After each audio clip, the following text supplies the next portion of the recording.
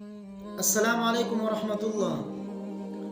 چونکہ نیا سال شروع ہونے کو قریب ہے اور اکثر لوگ یہ سوال پوچھتے رہتے ہیں کہ نئے سال کے آغاز کے موقع پر ایک دوسرے کو مبارکباد دینا یا اسی طرح خیر و برکت کی دعائیں دینا یا مبارکبادی کے پیغامات کو آگے بھیجنا یہ جائز ہے یا نہیں۔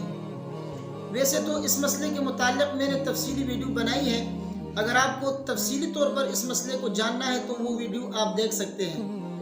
یہاں پر میں اس مسئلے کی مختصراً وضاحت آپ کے سامنے کرنا چاہوں گا۔ دیکھیے، نئے سال کے آغاز کے موقع پر ایک دوسرے کو مبارکباد دینے کی شریعت میں کوئی ثبوت نہیں ہے۔ ہاں، بعض روایتوں میں نئے اسلامی سال کے آغاز کے موقع پر صحابہ کرام سے دعاؤں کا پڑھنا ثابت ہے۔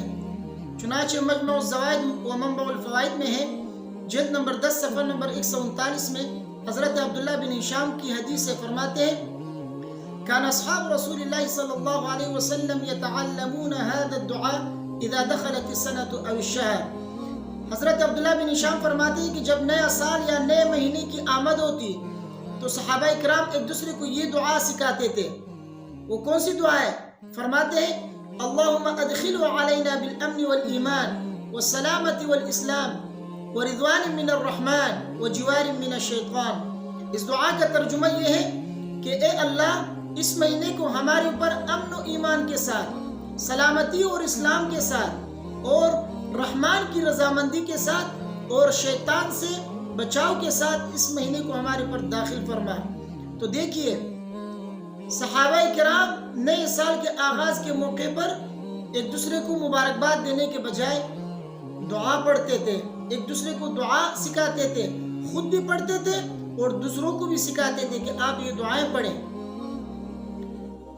یہی حدیث حضرت عبداللہ بن ہشام سے امام طبرانی علیہ رحمہ نے معجم الاوسط میں جلد نمبر 6 صفحہ نمبر 221 میں حدیث نمبر 6241 میں نقل فرمایا ہے۔ تو صحابہ کرام سے نئے سال کے آغاز کے موقع پر یا نئے مہینے کی آمد کے موقع پر صحابہ کرام نے دعاؤں کا اہتمام کیا ہے، اللہ کو راضی کرنے والے اعمال پر زور دیا ہے۔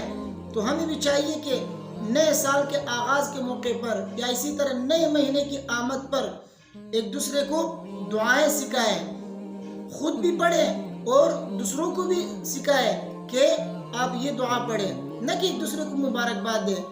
جس چیز کی شریعت میں ثبوت نہ ہو اس کا ہم کیوں اہتمام کریں؟ ہمیں تو چاہیے کہ ہم ان کاموں کا اہتمام کریں جو نبی کریم صلی اللہ علیہ وسلم سے ثابت ہے یا صحابہ کرام سے ثابت ہے یا اسلاف سے ثابت ہیں۔